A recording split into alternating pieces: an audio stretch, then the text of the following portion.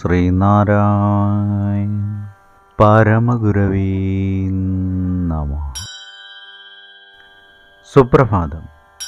1474 ദിവസമായ ഇന്ന് 2025 മെയ് മാസം 28 ബുധനാഴ്ച, 1200 ആണ്ട് ഇടവമാസം 14.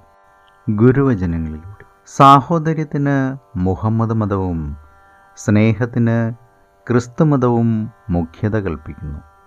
എന്നാൽ സാഹോദര്യം സ്നേഹത്തെയും സ്നേഹം സാഹോദര്യത്തെയും ആശ്രയിച്ചിരിക്കുന്നു എന്നറിയാതെ സാഹോദര്യമാണ് ശ്രേഷ്ഠം, അല്ല സ്നേഹമാണ് ശ്രേഷ്ഠം എന്ന് വിവാദമുണ്ടാക്കുന്നുവെങ്കിൽ അതിനെ വൃഥാ വിവാദമെന്നല്ലാതെ പറയാൻ തരമുണ്ടോ?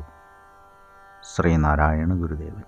ശ്രീ നടരാജഗുരു എഴുതിയ ഗുരുവരുൾ എന്ന പുസ്തകത്തിൽ ഭൂതകാലത്തിൽ നിന്നും ഭവിഷ്യത്തിലേക്ക് എന്ന് വിവരിക്കുന്നതിൻ്റെ 20-ാം ഭാഗമാണ് ഇന്ന് അവതരിപ്പിക്കുന്നത്. മുകളിൽ വിവരിച്ച എല്ലാ അനുഭവങ്ങൾക്കും ഇടം കൊടുക്കുന്ന പരമാർത്ഥ ദർശനമാണ് രണ്ടാമതായി ഒന്നില്ല എന്നറിയുന്ന അദ്വൈത സ്ഥിതി. ഈ അവസ്ഥയെ ഉപനിഷത്തുകൾ അവയുടെ സുദൃഢമായ ഭാഷയിൽ തത്വമസി എന്ന് പറഞ്ഞിരിക്കുന്നു. നിത്യവും ആഗോളവ്യാപിയുമായ ഈ ആശയത്തിൻ്റെ ഒരു ജീവിത ദർശനമായി ഗുരുവിൻ്റെ ജീവിതത്തെയും മനസ്സിലാക്കാം.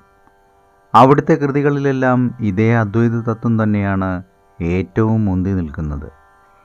ഗുരുവിൻ്റെ ആത്മോപദേശ ശതകത്തിൽ ബാഹ്യപ്രപഞ്ചവും അതിനെ ഉൾക്കൊള്ളുന്ന അറിവും ഒന്നു തന്നെയെന്ന് സമർത്ഥിച്ചുകൊണ്ട് ഗുരു പറയുന്നു. അറിവ് നിജസ്ഥിതി അറിഞ്ഞിടാനായി ധരമുതലായ വിഭൂതിയായി താനേ മറിയും അവസ്ഥയിലേറി മാറി വട്ടം തിരിയും അലാത സമം തിരിഞ്ഞിടുന്നു.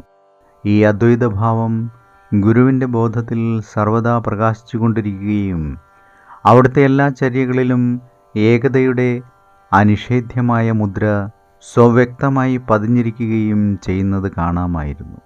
ഏവർക്കും നന്മ നിറഞ്ഞൊരു സുദിനമായിരിക്കട്ടെ എന്ന് ആശംസിച്ചുകൊണ്ട് നിർത്തുന്നു. നന്ദി, നമസ്കാരം. ഗുരുധർമ്മം ജയിക്കട്ടെ. ശബ്ദം നൽകിയത് സുജീഷ് മഹേശ്വരി.